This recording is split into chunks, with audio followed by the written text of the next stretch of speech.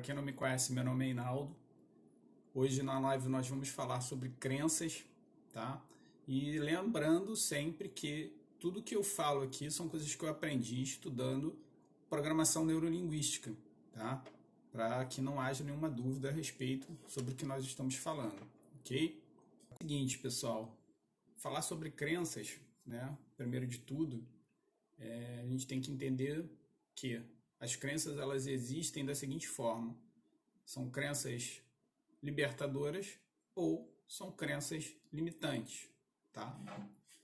O que são crenças libertadoras? Só para vocês entenderem. Algumas pessoas vão se identificar com algumas coisas que eu falo, né? Exemplo de crença libertadora. Se alguém já fez, eu também posso fazer, né? A minha amiga conseguiu emagrecer tantos quilos, né? Se ela conseguiu, eu também consigo.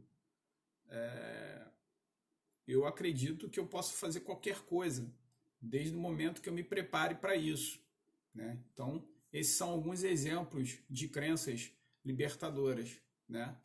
Quando você vai fazer uma prova e você estudou bastante, cara, eu vou tirar uma nota boa porque eu estudei bastante essa matéria, é uma matéria que eu gosto. Então você já tem essa crença, você já acredita que a partir do momento que você se prepara para alguma coisa que você vai fazer, essa crença ela é forte em você e cada vez que você realiza algo, né, ela se afirma mais ainda. E as outras crenças são as crenças limitantes, né? Algumas são bem fortes, né? Quem não já ouviu da mãe ou da avó, né? Não troque o certo pelo duvidoso, é melhor um pássaro na mão do que dois voando, né? E em relação a casais, alguém já provavelmente já deve ter ouvido assim, em relação à mulher e ao homem, né? É ruim com ele, pior sem ele, e entre outras que a gente já ouviu aí durante a vida, né? Agora deixa eu falar uma outra coisa aqui para vocês. Vamos fazer o seguinte, ó, quem puder, pega um papel e um lápis, tá, ou uma caneta, seja o que for, e começa a anotar agora, né? Lembra aí das suas crenças, as crenças libertadoras, aquela que te dá poder, aquela que te incentiva a ir adiante, a encarar o desafio. Começa a escrever essas crenças, coloca todas elas num papel. Vou dar um minutinho aqui, começa a escrever quais são as suas crenças. Cada um de nós tem um conjunto de crenças, seja ela libertadora, seja ela limitante, né? Cada um tem as suas. Eu dei alguns exemplos aqui. Começa a escrever quais são as suas crenças libertadoras, né? Aquela que te impulsiona, aquela que te dá coragem, né? Escrevam aí. Faz um aceno, caso você já tenha escrito, só para eu entender. Ok?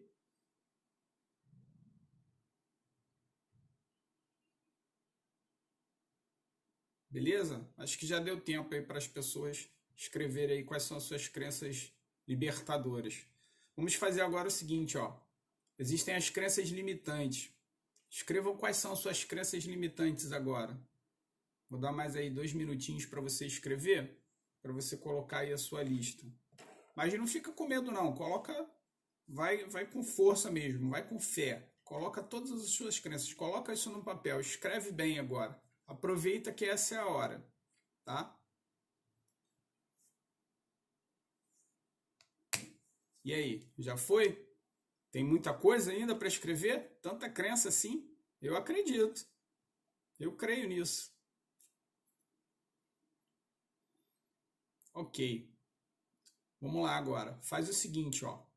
Das crenças que você escreveu, todas as crenças libertadoras e todas as crenças limitantes, conta quantas crenças libertadoras você tem e conta quantas crenças limitantes você tem. Ok? Escreveu? Contou? Já sabe? Não precisa responder, não. Faz o seguinte agora. Você já viu quantas crenças libertadoras você tem e quantas crenças limitantes você tem. Veja qual é a maior. Ok? Beleza. Já viu então qual é a maior. Se é a quantidade maior de crenças são libertadoras ou a quantidade maior de crenças são as limitantes. Feito isso, eu vou fazer uma pergunta e você não precisa me responder. Essa pergunta você anota para você mesmo pensar depois a respeito disso. Dessas crenças que você tem em maior quantidade, seja ela libertadora ou seja ela limitante, pense o seguinte: o quanto dessas crenças são responsáveis pelo seu comportamento, pelas suas atitudes e pelos resultados que você tem na sua vida, seja no seu relacionamento pessoal, seja no seu relacionamento com a sua família, pai, mãe, irmão, irmã, tia, filho, né? A tua própria saúde. Pensa nos resultados que você tem em toda a tua vida, nos campos da tua vida, na situação financeira também, tá? E responde o seguinte: quanto dessas crenças é influência, é verdadeiramente responsável por esses resultados que você tem na sua vida, tá? Guarda isso, não precisa responder, tá? Guarda isso, pensa nisso, escreve no papel, reflete sobre isso, faz uma reflexão, tá? Outro ponto também das crenças é o seguinte: elas podem ser crenças conscientes ou elas podem ser inconscientes, tá? Eu vou dar um exemplo aqui de crença consciente. Eu não sei se vocês lembram ou se vocês conhecem o Rick Chester. O Rick Chester é aquele cara que vendia água na praia de Copacabana e que ele gravou um vídeo. Eu não sei se vocês sabem da história desse vídeo, tá? Eu vou passar ele aqui no computador para vocês lembrarem, para quem conhece lembrar, né? É um vídeo rapidinho de 1 minuto, tá? Para vocês verem qual foi o vídeo que ele postou e que criou fama. E depois a gente vai falar um pouquinho sobre sobre esse vídeo, eu vou explicar para vocês, ok? Então deixa eu virar aqui, vou dar o play. Minuto do empreendedorismo. Está desempregado no Rio de Janeiro? Então faz o seguinte, arruma 10 reais emprestado, vai para a Central do Brasil amanhã e compra uma mala de água mineral e meio saco de gelo. Pega tudo e vai para Copacabana, cedo. Chegando lá se vende uma água por 4, 5 reais. Vamos considerar que tu vai vender tudo a 4 reais e vai tomar 2 águas. São 10 águas, tu vender a 4 reais, são 40 reais, tu investiu 10, são 300% de lucro. Tu volta por cento, compra um isopor de 25 litros por 18 reais, sobram 22 reais. Tu vai para casa com essa grana e descansa no outro dia, vai por cento novamente. Compra 2 malas de água mineral, meio saco de gelo e vai para Copacabana novamente.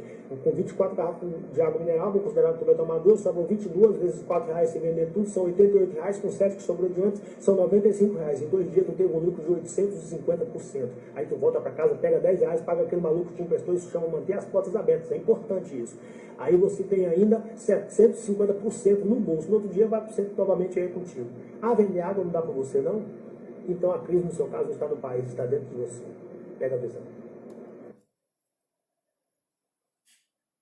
Ok, pessoal? Espero que vocês tenham assistido aí o vídeo, coisa rápida. E aí, só para vocês entenderem. Por que eu dei o exemplo do Rick Chester como uma crença consciente, tá? E uma crença libertadora, ela não é limitante.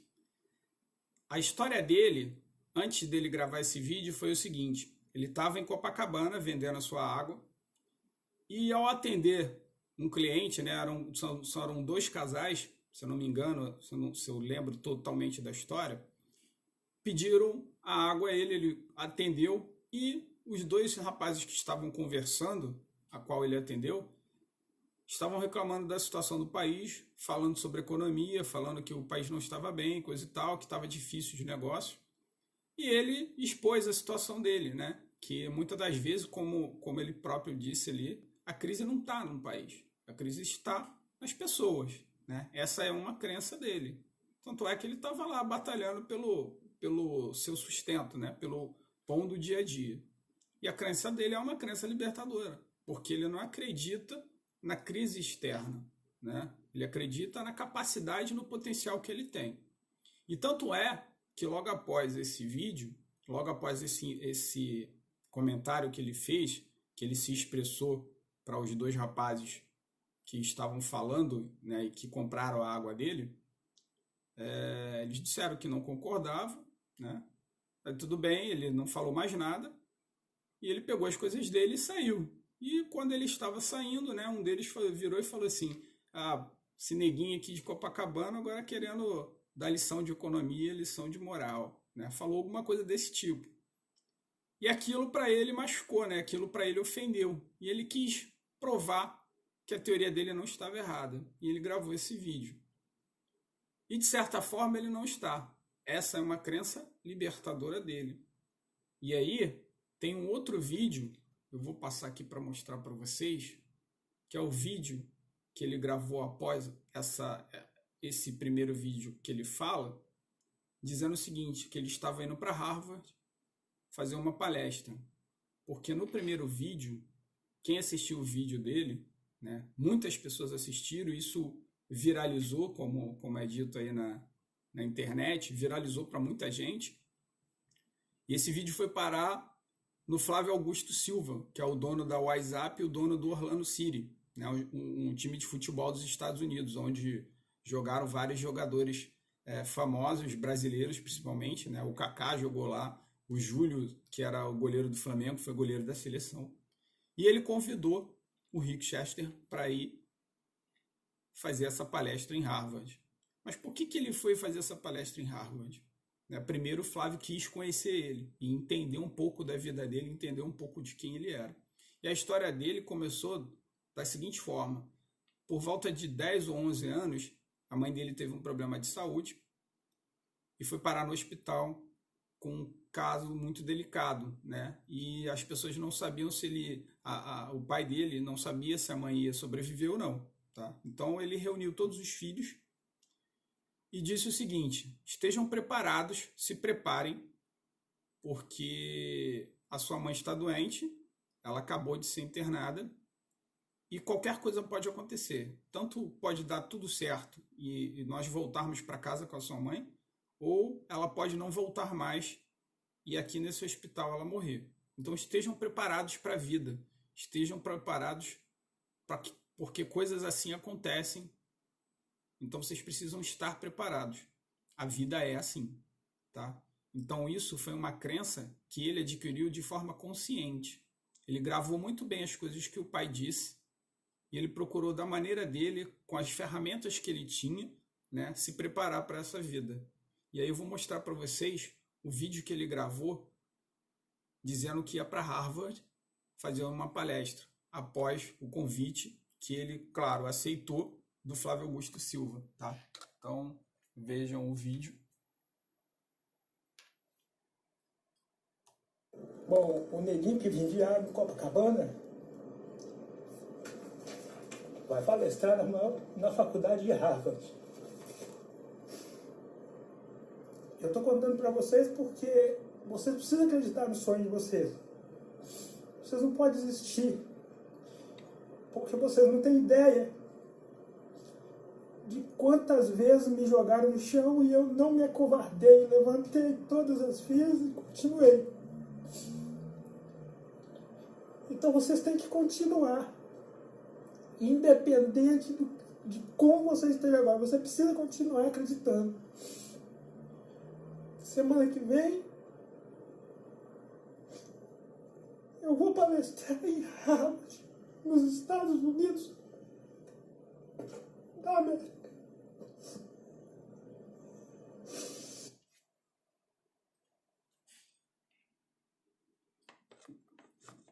Então, acho que aqui está muito claro a crença dele de se preparar para a vida, de estar pronto, né? Seja de que forma for, da forma, claro, a melhor possível. E como ele deixou bem claro, todas as vezes que a vida, de alguma forma, o atingiu, ele nunca desistiu, sempre levantou a cabeça, sempre prosseguiu. E essa é uma crença consciente, que ela se instalou naquele momento em que o pai dele disse para ele e para os irmãos: estejam prontos. A vida é assim, né? Então o resultado está aí. Depois vocês procurem ver, procurem mais. Quem não conhece, procurem mais no YouTube e vocês vão ver muito mais coisas que ele tem feito aí desde esse período, então, descoberto aí pelo Flávio Augusto Silva, da Geração de Valores, né? Dono do WhatsApp. E agora eu vou falar também de crenças inconscientes, que são aquelas que se instalam e a gente não percebe, a gente não sabe que não sabe, né? E a gente possui comportamentos por conta dessas crenças, sejam elas libertadoras ou limitantes, consciente ou inconsciente, e que dão o resultado que nós temos na nossa vida, seja profissional, seja no relacionamento pessoal, seja na saúde, seja na relação financeira. As crenças, elas têm esse poder sim, tá? E aí, qual é o exemplo que eu quero trazer para vocês? Um exemplo que vocês também podem buscar lá no YouTube, podem buscar na internet, podem buscar inclusive no Netflix, tá? Eu não sei se todo mundo aqui já assistiu o vídeo Eu Não Sou Seu Guru, do Tony Robbins, tá? Ele tem um documentário e lá ele faz várias apresentações de pessoas, né? E uma delas que vem mostrar muito bem o que é uma crença, né? É a respeito de uma moça.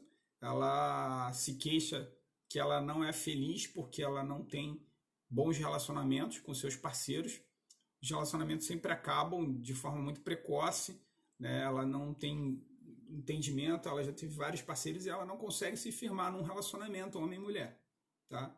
E aí, no meio da conversa, né, o Tony Robbins vai fazendo algumas perguntas para ela, para entender melhor essa situação, e num dado momento, ela faz uma comparação do seu último parceiro com o seu pai, né? Então, o pai, para ela, foi uma figura masculina muito forte e que tratou ela de uma maneira muito amorosa, muito gentil, muito protetora, muito acolhedora. Isso ficou gravado de forma inconsciente. Então, todos os parceiros que ela tinha, que ela teve durante a sua vida, até aquele momento do treinamento do Tony Robbins, onde ela vai justamente buscando entender mais sobre isso, por que ela não era feliz nos seus relacionamentos, por que ela não conseguia ter um bom relacionamento com um parceiro, enfim, constituir uma família. E aí ela entende, ele mostra para ela, né? Num dado momento, ela fala sobre o pai e ela faz uma comparação dos seus parceiros com o tratamento que ela tinha do pai. Então, de forma inconsciente, a crença dela era que o homem, para que fosse o seu parceiro e que fosse realmente o parceiro ideal, teria que ser igual ao pai dela. E isso jamais aconteceria, né? Muito provável, ela não pode casar com o pai, né? Mas inconscientemente a crença dela que se instalou foi que para que ela tivesse uma vida feliz com o seu cônjuge, com uma pessoa, com uma outra pessoa do sexo oposto, ela teria que estar com alguém que fosse muito semelhante ao pai dela, né? E naquele momento, o Tony Robbins faz a intervenção, mostra para ela o equívoco, ela entende aquele processo, né? Claro, no meio de aproximadamente 5.000 pessoas, que é o evento grande, e aí sim ela consegue fazer a ponte, fazer a ligação de que aquela crença produziu para ela aquele resultado de nunca achar um parceiro ideal, né? Então esse é um exemplo de crença limitante, né? Que infelizmente produziu um resultado negativo na vida dela, na vida amorosa, né? No relacionamento pessoal, tá? E para vocês entenderem, sempre pelo ponto de vista da programação neurolinguística, né? O cérebro, ele age sempre com afirmações. Então, independente se a afirmação ela é positiva ou negativa, ela vai estar instalada no seu cérebro. Um exemplo, né? O Henry Ford, num dado momento do seu trabalho, da sua vida, ele teve muitas frases de efeito, né? Por ser uma pessoa de destaque, por ser uma pessoa que revolucionou o mundo industrial. E uma das frases que ele disse, que ficou muito bem popular no mundo, foi a seguinte: se você acredita que pode ou que não pode fazer alguma coisa, produzir alguma coisa, realizar alguma coisa, esteja certo que você está correto sobre ambas as afirmações, né? Então, se você acredita que você não pode, de fato, o seu cérebro vai acreditar nessa afirmação. Da mesma forma que você, quando diz eu posso, eu tenho condições, eu vou fazer, o cérebro também acredita. Vou dar um exemplo sobre isso. Isso provavelmente já aconteceu com você de alguma forma, talvez não exatamente da forma que eu vou te exemplificar, mas de algum outro jeito. Imagine que você já esteve na casa de alguém né? E alguém falou para você da seguinte forma: fulano, pega o sal para mim ali na cozinha, tá em tal lugar. E aí a pessoa fala o seguinte: ah, eu não vou achar porque eu não conheço, eu não moro aqui e tal. Então, nesse momento, você acabou de dar uma informação, você deu um comando para o seu cérebro para que ele não ache de fato o sal, né? Então, seu cérebro vai assimilar aquela afirmação e ele vai tomar aquilo como um comando, né? E o que acontece? Você não vai achar o sal. A pessoa vai chegar até você, vai pegar o sal e vai dizer assim: aqui, ó, o sal estava bem aqui na sua frente. Ainda vai brincar, né? Se fosse uma cobra, tinha mordido você. O que acontece? Na psicologia, esse evento ele é chamado de escotoma, tá? É um termo técnico da psicologia que significa o quê? Uma mancha imóvel no campo visual. Então, quando você afirmou, deu o comando para o teu cérebro que você não iria achar o sal, né? Ele imediatamente assumiu aquele comando. Então, é por isso que isso acontece.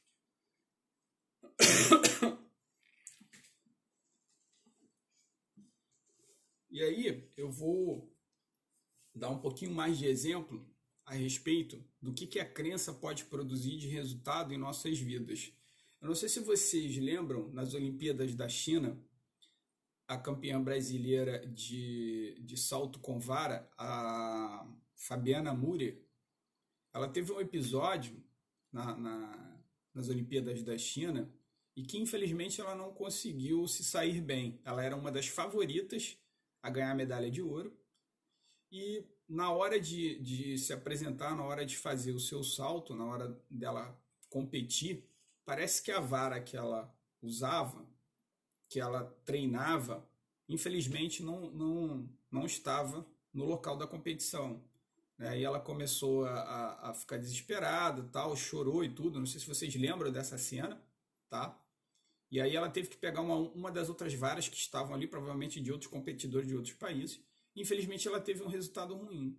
Então naquele momento, o que aconteceu? A crença dela é de que se ela não fizesse o salto com aquele equipamento que era o equipamento dela, ela não iria conseguir. E de fato foi exatamente isso que aconteceu.